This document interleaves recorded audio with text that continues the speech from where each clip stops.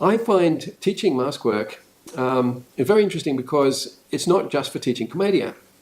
Like once they've found the spirit of the mask, you introduce the history. Yes, that's right. So they find out which character it was, and they go, "Hey, I found that in my mask when I was working, and that's what the history book says he is. Ah, that's fantastic. I found it myself." So the student owns the work, and you end up with wonderful performance if that happens.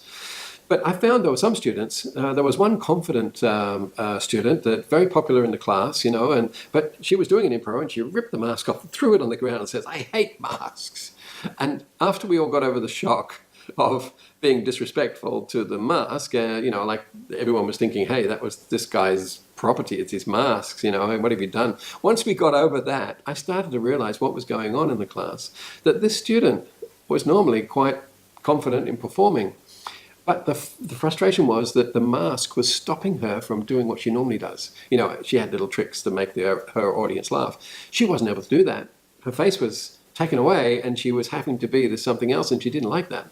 So there are students that will not take the masks very well, but I find that the shyer ones are looking up at her, and they're enjoying the anonymity of the mask, and they're going, "Hey, she can't do this, but we can." And so what you've got there is give the more confident ones, the ones that are normally quite confident on stage, give them the high status characters. They're usually non-mask characters.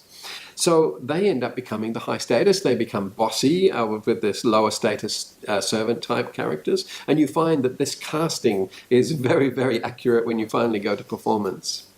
Also, I cover in the workshop that try and work on short skits and have comic duos and trios. So you have one high status with two servants or so on. And this is great for an assessment tool. Just get them to work on that. Doing a whole play with the whole class is very, very difficult within a time restriction of a unit.